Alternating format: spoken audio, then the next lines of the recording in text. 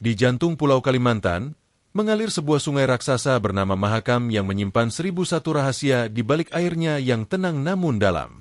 Di sana, hiduplah sekelompok lumba-lumba air tawar yang unik, yang oleh penduduk setempat disebut sebagai pesut. Namun, tahukah Anda bahwa keberadaan mereka diyakini bukan sekadar hewan biasa, melainkan hasil dari sebuah tragedi keluarga yang sangat memilukan? Mari kita susuri aliran waktu menuju masa silam untuk mengungkap janji dan air mata yang mengubah nasib dua orang anak manusia selamanya. Pada zaman dahulu kala, di daerah Muara Kaman, hiduplah sebuah keluarga petani yang sangat rukun dan bahagia. Keluarga ini terdiri dari seorang ayah yang pekerja keras, seorang ibu yang sangat penyayang, serta dua orang anak yang masih kecil. Mereka tinggal di sebuah pondok sederhana yang dikelilingi oleh ladang padi dan pepohonan buah yang subur. Setiap pagi, sang ayah pergi ke ladang dengan penuh semangat demi mencukupi kebutuhan keluarganya sehari-hari. Sementara itu, sang ibu mendidik kedua anaknya dengan penuh kelembutan dan selalu mengajarkan rasa syukur kepada Allah. Kehidupan mereka terasa sangat sempurna meski jauh dari kemewahan kota besar yang penuh dengan hingar-bingar. Kedua anak tersebut tumbuh menjadi pribadi yang sangat penurut dan selalu membantu pekerjaan orang tua mereka tanpa mengeluh sedikitpun. Mereka sering bermain di tepi sungai Mahakam yang airnya sangat jernih saat itu, sambil menunggu sang ayah pulang dari ladang. Suara tawa mereka adalah musik terindah yang mengisi setiap sudut rumah kecil yang penuh kasih itu. Sang ayah selalu merasa bahwa kebahagiaan ini adalah bentuk ridho dari Yang Maha Kuasa atas kerja keras mereka selama ini. Dia bertekad untuk terus melindungi keluarganya dan memberikan masa depan yang lebih baik bagi kedua buah hatinya. Keharmonisan mereka menjadi teladan bagi para tetangga dan penduduk desa lain yang tinggal di sekitar aliran sungai. Namun, takdir tidak selalu berjalan sesuai dengan keinginan manusia yang lemah dan penuh dengan keterbatasan. Kabut duka mulai mendekat tanpa ada seorang pun yang menyadari bahwa kebahagiaan itu akan segera berakhir dalam waktu singkat. Kehidupan yang tadinya cerah perlahan berubah menjadi kelabu saat sang ibu jatuh sakit yang sangat parah. Penyakit yang diderita sang ibu ternyata sangat sulit disembuhkan meski sang ayah telah memanggil banyak tabib dan para embah ahli ramuan. Seluruh harta benda yang mereka miliki perlahan habis digunakan untuk biaya pengobatan yang tak kunjung membuahkan hasil. Suasana rumah yang tadinya penuh dengan tawa kini berubah menjadi sunyi dan dipenuhi dengan isak tangis. Hingga akhirnya, sang ibu mengembuskan napas terakhirnya di hadapan suami dan kedua anaknya yang sangat dicintainya. Kepergian sang ibu meninggalkan luka yang sangat mendalam, terutama bagi kedua anak yang masih sangat membutuhkan kasih sayang seorang wanita. Sang ayah pun sempat kehilangan semangat hidup dan sering termenung memandangi ladang yang kini mulai terbengkalai. Berbulan-bulan lamanya mereka hidup dalam kesedihan yang seolah tidak memiliki ujung atau batas waktu yang pasti. Sang ayah harus mengerjakan semua urusan rumah tangga sekaligus mengurus ladang, yang membuatnya sangat kelelahan secara fisik maupun batin.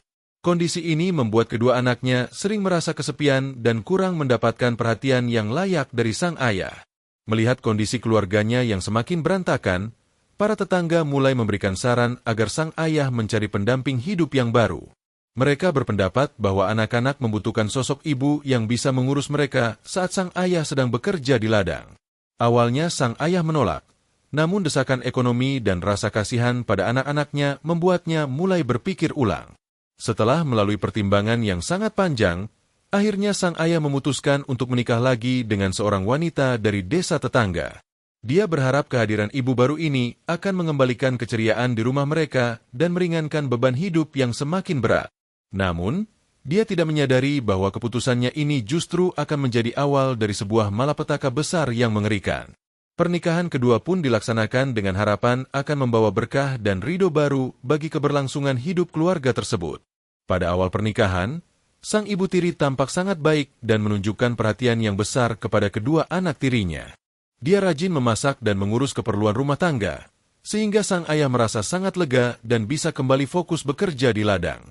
Namun, sifat asli sang ibu tiri perlahan mulai muncul ketika sang ayah sedang tidak berada di rumah atau sedang sibuk bekerja.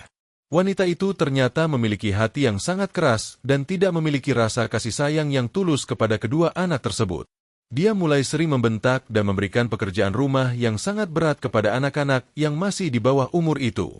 Setiap kali sang ayah pulang, sang ibu tiri akan berpura-pura menjadi wanita yang sangat lembut dan penuh perhatian di depan suaminya. Dia pandai menyimpan rahasia kelamnya sehingga sang ayah tidak pernah curiga sedikitpun mengenai penderitaan yang dialami anak-anaknya. Anak-anak yang malang itu tidak berani mengadu karena mereka diancam akan disiksa lebih kejam jika berani melapor. Pengaruh sang ibu tiri sangat kuat, bahkan dia mulai menghasut sang ayah agar lebih keras dalam mendidik kedua anaknya. Sang ayah yang tadinya penyayang kini mulai mudah terpancing emosinya dan sering memarahi anaknya hanya karena masalah sepele. Perubahan sifat sang ayah ini membuat hati kedua anak tersebut semakin hancur dan merasa tidak lagi memiliki tempat berlindung.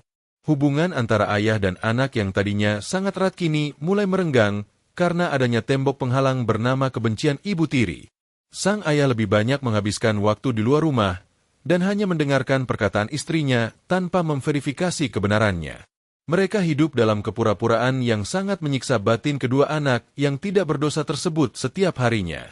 Hari-hari berlalu dengan penuh penderitaan bagi kedua anak tersebut, di mana mereka dipaksa bekerja layaknya seorang budak. Mereka harus mencari kayu bakar di hutan yang sangat lebat dan mencuci pakaian di tepi sungai yang sangat luas. Sang ibu tiri seringkali tidak memberikan mereka makan jika pekerjaan yang diberikan dianggap tidak selesai tepat pada waktunya. Anak-anak itu sering menangis di balik pohon besar sambil memanggil nama ibu kandung mereka yang telah lama pergi ke hadapan Allah. Tubuh mereka menjadi sangat kurus dan lemah karena kekurangan nutrisi serta kelelahan fisik yang sangat luar biasa setiap harinya.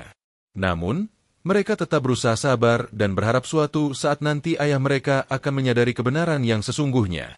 Kekejaman sang ibu tiri semakin menjadi-jadi ketika suatu hari dia merencanakan sesuatu yang lebih jahat untuk mengusir anak-anak itu selamanya. Dia mulai memberikan perintah-perintah yang tidak masuk akal, seperti meminta mereka mencari buah di hutan saat musim belum tiba.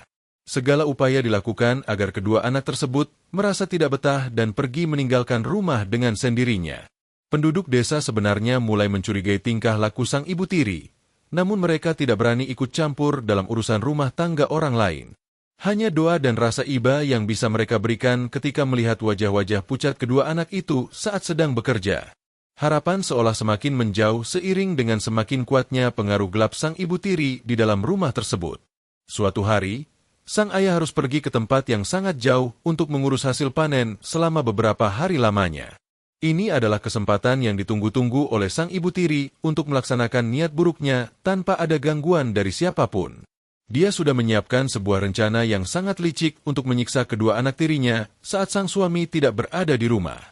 Saat persediaan makanan di rumah mulai menipis, sang ibu tiri dengan sengaja menyembunyikan sisa makanan yang masih ada di dalam lemari.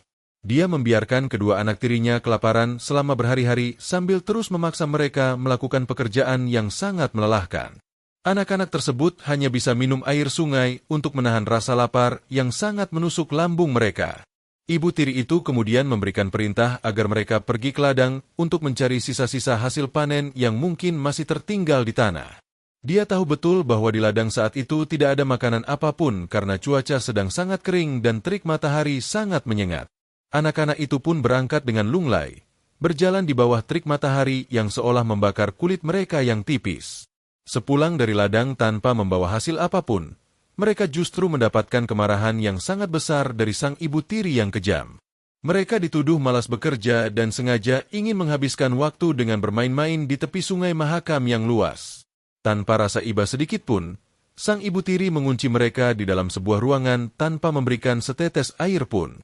Di tengah kondisi yang sangat kritis tersebut, anak-anak itu hanya bisa berdoa agar diberikan kekuatan oleh Allah untuk bertahan hidup.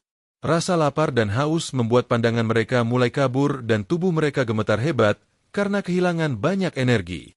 Mereka saling berpelukan, mencoba memberikan kehangatan di tengah dinginnya malam dan kekejaman hati manusia di sekitar mereka.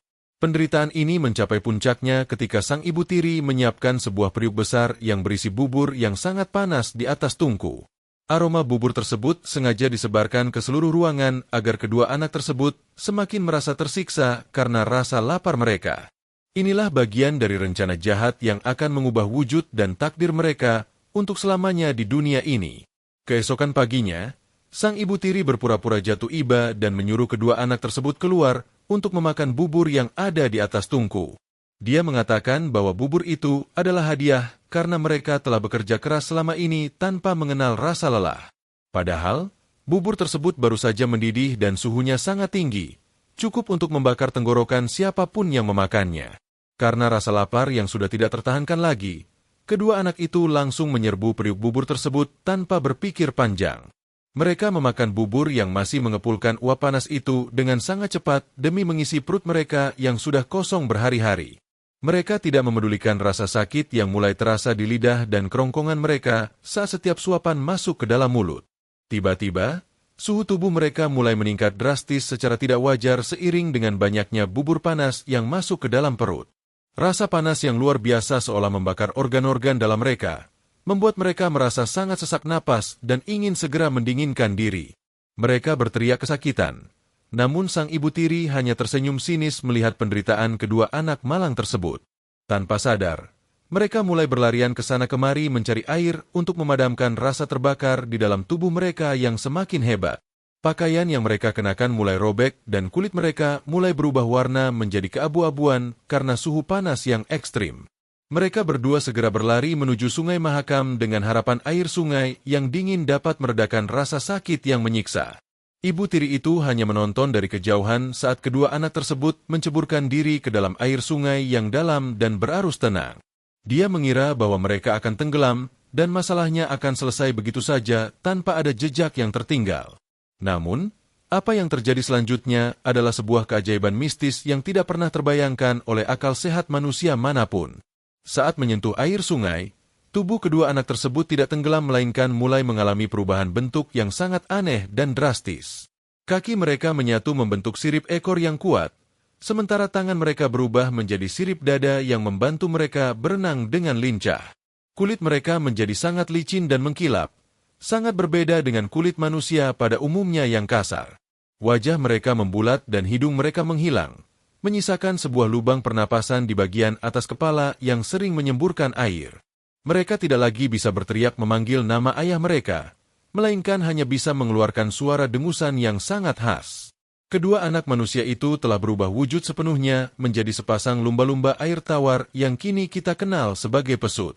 Masyarakat yang kebetulan berada di tepi sungai sangat terkejut melihat sepasang makhluk aneh yang tiba-tiba muncul dan berenang ke sana kemari. Pesut-pesut itu tampak sangat ramah namun mata mereka terlihat sangat sedih, seolah-olah sedang menyimpan duka yang sangat mendalam. Mereka terus menyemburkan air ke arah rumah tempat tinggal mereka sebagai tanda perpisahan terakhir kepada kehidupan manusia mereka. Sang ayah yang baru saja pulang dari perjalanannya, merasa sangat terpukul ketika melihat istrinya sedang berdiri di tepi sungai dengan wajah ketakutan.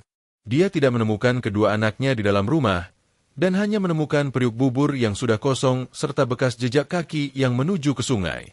Hatinya langsung hancur berkeping-keping saat dia menyadari bahwa makhluk yang berenang di sungai itu adalah darah dagingnya sendiri. Penyesalan sang ayah datang sangat terlambat karena dia telah membiarkan kejahatan merajalela di dalam rumah tangganya sendiri tanpa pengawasan. Dia mencoba memanggil-manggil nama anaknya, namun kedua pesut itu hanya bisa mendekat sebentar lalu menyelam kembali ke dasar sungai yang dalam. Sang ayah pun mengusir istri tirinya dan menghabiskan sisa hidupnya dengan meratapi nasib di tepi Sungai Mahakam yang sunyi. Kini, sosok pesut Mahakam telah menjadi simbol dan ikon bagi masyarakat Kalimantan Timur sebagai satwa yang sangat dilindungi dan dihormati. Keberadaan mereka sering dikaitkan dengan kedatangan orang-orang baik yang akan mendapatkan keberuntungan jika melihat mereka muncul ke permukaan. Legenda ini tetap hidup secara turun-temurun melalui cerita dari para embah kepada cucu-cucu mereka di malam hari.